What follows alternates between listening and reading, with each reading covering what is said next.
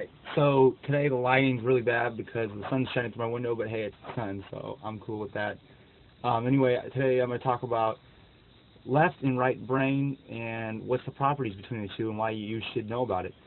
Alright, first off, as I've explained in past videos, you have reptile brain, mammalian brain, and neocortex brain. And those are the three properties of the brains we've developed. Now, if you get to the high brain, the neocortex brain, okay, there's the left and then there's the right side, okay? Now, the left brain side, so if you ever hear someone use the term like he's a left brainer, he's very left brain dominant. It means he's very scientific. He doesn't have much creativity to him, and he or she, I mean, it doesn't matter, you can find women like this too, like let's say he or she is very mathematical, usually. See, left brainers have a hard time being creative. They have a hard time believing. Left brain properties are straightforward, okay, they're like linear. History is told because of linear time, okay. The left brain only sees things in kind of like a jagged way, okay. When someone is left brain dominant, they really need like a master-slave hierarchical system. They have a hard time with art, a hard time with emotion, because those are not properties of the left brain. The left brain of the neocortex would be not have any sort of emotional capacity to it, really. It's more of like a, I'm your boss, you're my employee. That would be a left brain activity right there that you're producing. Now, if you go over to the right brain's more creative, eternal, compassionate. It is not rigid like the left brain, okay? Right brain people, so like if you hear someone who's like right brain dominant, that means they might be ultra passive. There's not a lot of taking a stand here. Everything's kind of, I'll do it on a whim, okay, on a right brain, active brain. What else for right brain? Okay, so like most art activities, you can see art activities down here. People who are really good with art and stuff may be pretty right brain dominant.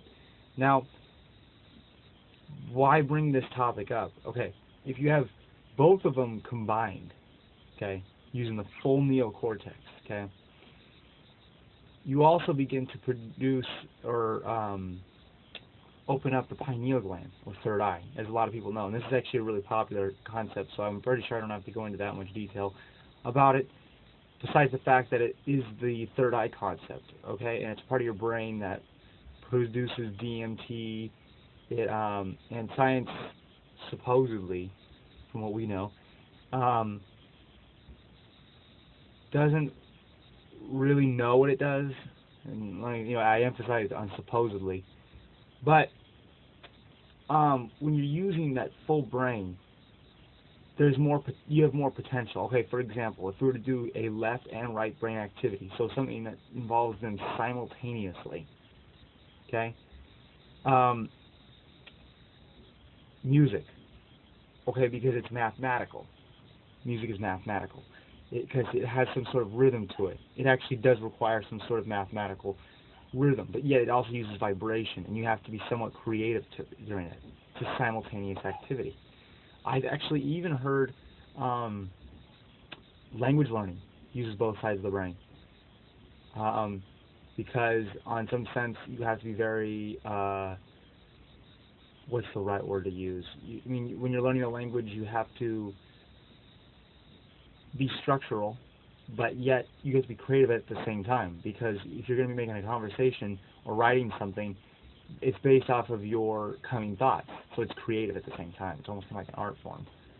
So you can use both of them at the same time. Now, sometimes getting too stuck in one, someone can become imbalanced, okay? the left brain, the common symbol for the left brain is a upright triangle. Upright triangle. It's common. It's called the blade. And this is an ancient term. It represents masculine energy. Okay? The right brain symbol is the inverse triangle, going down. It's called the chalice, okay, or the cup. And this is, as some people would know, this is related to traditions of like the tarot and stuff. You see a lot of this. But it's really important when they come together. And that's where you see the double trine, or it's also called the Star of David. I don't call it that. I call it the Seal of Solomon. It's a good term to use it. Now that's commonly affiliated with Judaism, but I would not affiliate it with Judaism. Maybe I can do some show on that, because I actually need to do some research on why that got affiliated, but that's not, that symbol is way older than that, so I would not be stuck in that forethought, or that thought. But just to continue, when those two come together is when you've created the magus too. Okay?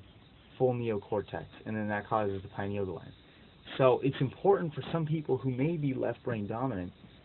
Okay, so people that really get into math, you see a lot of these like kind of college students who kind of are like this, like high level ones, to really push their creative potential, get into arts, get into you know, caring. A lot of left brain activity is not very caring, and it's just so loose. Left brain can be very caging, but then you also have sometimes, you know, and then you'll see. I know a lot of people that are like this too, that are like kind of right brain dominant, where and a lot of that whole new age movement kind of gets into the embracing the right brain, but then then getting stuck there, always just kind of being loose, kind of like there's nothing that grounds you anymore. Which I'll probably make a video about grounding here. So anyway, but yeah.